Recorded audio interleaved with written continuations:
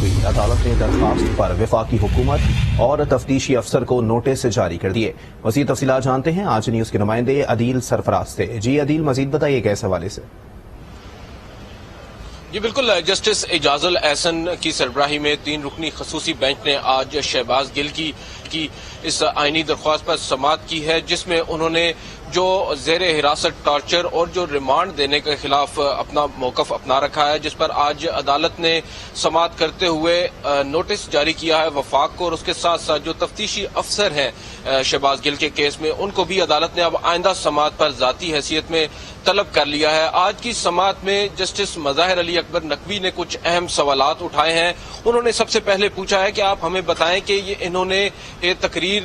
جو ہے وہ اس تقریر میں کہا کیا تھا، اور دوسرا جو آفینسز ہیں وہ کون کون سے آفینسز ہیں، جس پر وکیل سلمان صفدر نے ان کو بتایا کہ کل 13 آفینسز 13 جو جرائم ہیں وہ ان پر عائد کیے گئے تھے، تاہم ٹرائل کورٹ نے ان میں سے 12 کو جو ہے مسترد کر دیا تھا، تاہم ایک کو انہوں نے انٹیکٹ رکھا جس کو ہائی کورٹ نے خارج کیا ہے۔ دوسری جانب جسٹس اعجاز الاحسن نے کہا کہ آپ ہمیں بتائیں انہوں نے ایسا کہا کیا تھا، کوئی ٹیکسٹ ہے انہوں نے جو بات کی تھی، جس پر سلمان صفدر نے آج جو ان کا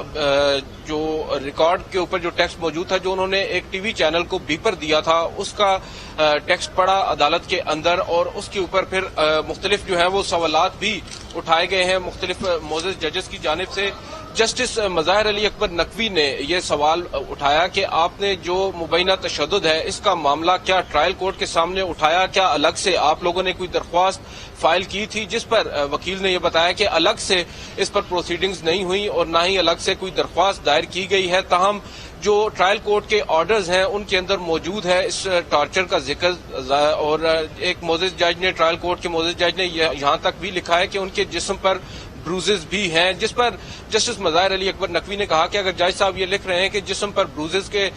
نشانات ہیں تو کیا جج صاحب بطور گواہ بھی پیش ہوں گے اس کیس کے اندر۔ دوسری جانب اب جو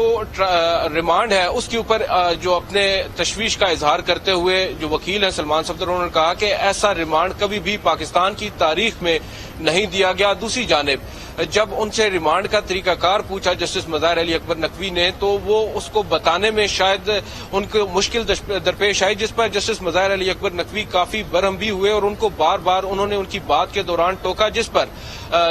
جو وکیل ہیں سلمان صفدر، انہوں نے معزز جج سے کہا کہ اگر آپ کو معلوم ہے تو آپ ہی بتا دیں اگر میں نہیں بتا پا رہا، جس پر معزز جج خفا ہوئے اور انہوں نے کہا کہ آپ مجھ سے کیسے بات کر رہے ہیں، جج سے بات کرنے کا یہ طریقہ کار نہیں ہوتا، آپ اپنے الفاظ واپس لیں، جس پر وکیل نے اپنے الفاظ واپس لیے اور معزز جج سے معذرت بھی کی۔ تاہم اب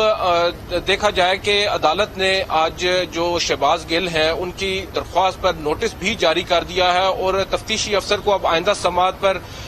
تفصیلات کے ساتھ پیش ہونے کا بھی حکم دے دیا ہے، اور سماعت جو ہے اب عدالت نے غیر معینہ مدت تک ملتوی کی ہے۔ عین ممکن ہے جو تحریری حکم نامہ آج عدالت کی جانب سے ایکسپیکٹڈ ہے اس کے اندر ایک تاریخ بھی دے دی جائے۔ ٹھیک ہے، بہت شکریہ عدیل سرفراز اپڈیٹ کرنے کے لیے۔